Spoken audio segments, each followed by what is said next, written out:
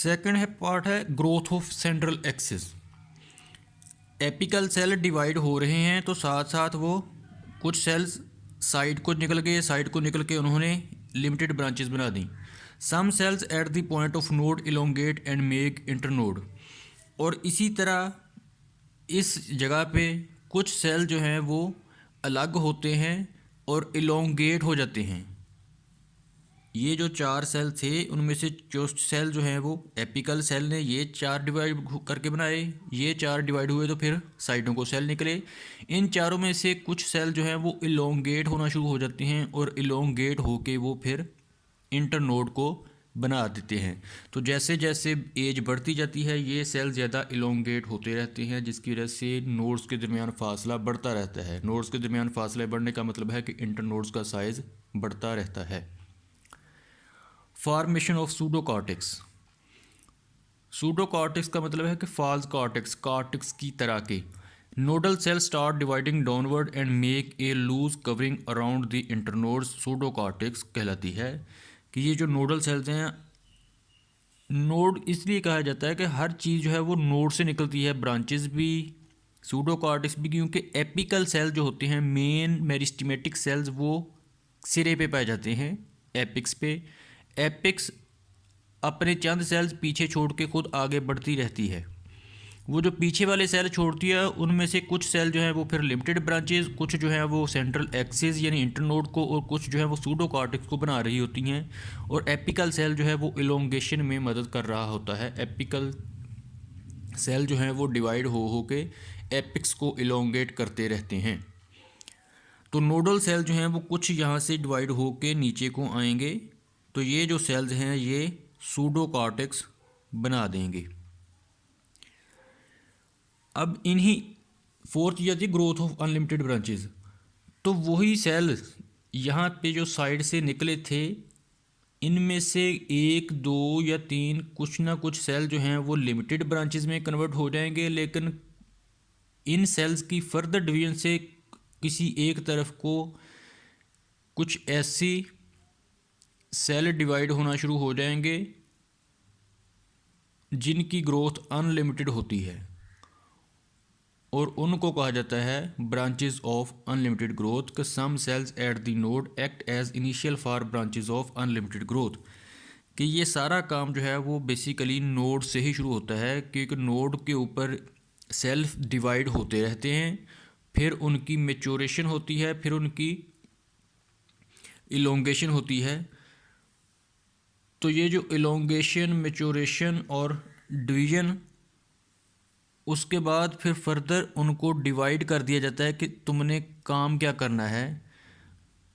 तो कुछ सेल जो हैं वो सूडोकॉर्टेक्स, कुछ सेल जो हैं वो इनिशियल्स ऑफ लिमिटेड ब्रांचेस, कुछ सेल जो हैं वो सेंट्रल एक्सिस, और वहीं पे कुछ सेल जो हैं वो डिवाइड होके बनाना शुरू कर देते हैं अनलिमिटेड ब्रांचेस।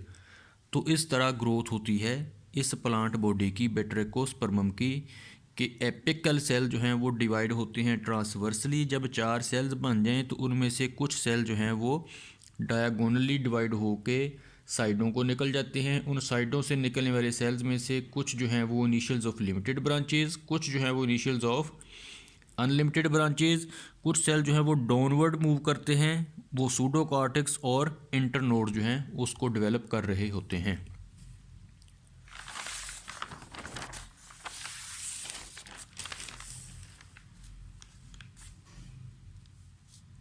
फिर आती है रिप्रोडक्शन। रिप्रोडक्शन बैट्रेकोस्पर्मम के अंदर दोनों तरह से होती है, एसेक्सुअल भी एंड सेक्सुअल भी। एसेक्सुअल के अंदर मोनोस्पोर्स प्रोड्यूस होते हैं।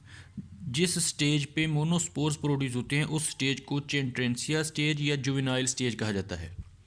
चेंट्रेंसिया स्टेज इसलिए कहा जाता है कि ये चेंट्रेंसिया एक और एल्गी है, तो इस स्टेज पे ये जो बैट्रेकोस्पर्मम है उस चेंट्रेंसिया एल्गी की तरह नज़र आना शुरू हो जाता है, तो इसलिए इस स्टेज को चेंट्रेंसिया स्टेज कहा जाता है।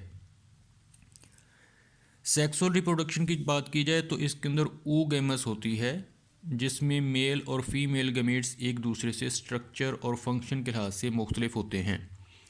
मेल गमीट्स जो हैं वो प्रोड्यूस होते हैं मेल गैमीटेंजियम के अंदर। मेल गैमीटेंजियम को एंथ्रीडिया या स्पर्मेंटेंजिया कहा जाता है। एंथ्रीडिया भी कहा जा सकता है, स्पर्मेंटेंजिया भी कहा जा सकता है। स्पर्मेंटेंजिया या एंथ्रीडिया के अंदर मेल न्यूक्लियाई या मेल गमीट प्रोड्यूस होता है, जिस मेल गमीट को स्पर्मेटियम कहा जाता है। स्पर्मेटियम मेल गमीट है, स्पर्मेटेंजिया मेल गैमीटेंजियम है। गैमीटेंजियम वो होता है जिसके अंदर गमीट्स ने प्रोड्यूस होना है। स्पर्मेटियम जो होता है वो यूनिन्यूक्लिएट होता है, थिक वाल्ड होता है, कलरलेस होता है। कि यूनिन्यूक्लिएट एक सेल पर मुश्तमिल होता है, यानी एक न्यूक्लियस होता है, थिक वाल्ड होता है और कलरलेस होता है। तो ये है एक एक्सिस, उसके साथ लगता है ये एंथ्रीडियल फिलामेंट। एंथ्रीडियल फिलामेंट का मतलब वो सेल की दीवार लाइन जिसके ऊपर एंथ्रीडियम लगेगा। ये एंथ्रीडियम है स्ट्रक्चर, एंथ्रीडियम या स्पर्मेंटेंजियम, इसके अंदर ये स्पर्मेटियम प्रोड्यूस होगा। इसी तरह फीमेल गमीट प्रोड्यूस होगा। फीमेल गमीट जो है वो फीमेल गैमीटेंजियम के अंदर प्रोड्यूस होगा। फीमेल गैमीटेंजियम को कार्पोगोनिया कहा जाता है। पीछे हमने ज़्यादातर ग्रुप में ऊगोनिया का लफ्ज़ पढ़ा है, लेकिन यहाँ पे इसको कार्पोगोनिया का नाम दिया गया है।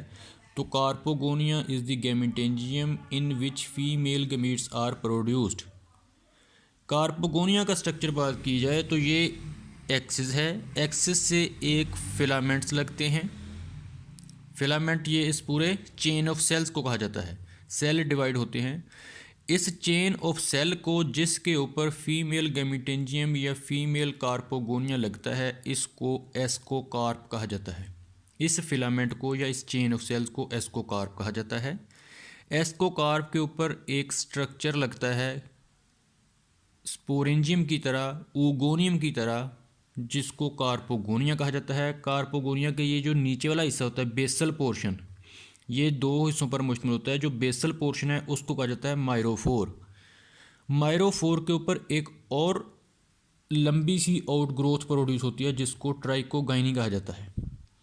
यानी कार्पोगोनियम जो है दो हिस्सों पर मुश्तमिल होता है, नीचे वाला हिस्सा माइरोफोर और ऊपर वाला हिस्सा ट्राइकोगाइनी कहलाता है। ट्राइकोगाइनी जो है वो रिसीव मेल गमीट, ट्राइकोगाइनी जो है वो रिसीव करता है मेल गमीट को, और माइरोफोर जो है वो है जिसके अंदर एग, फीमेल एग जो है वो प्रोड्यूस होता है।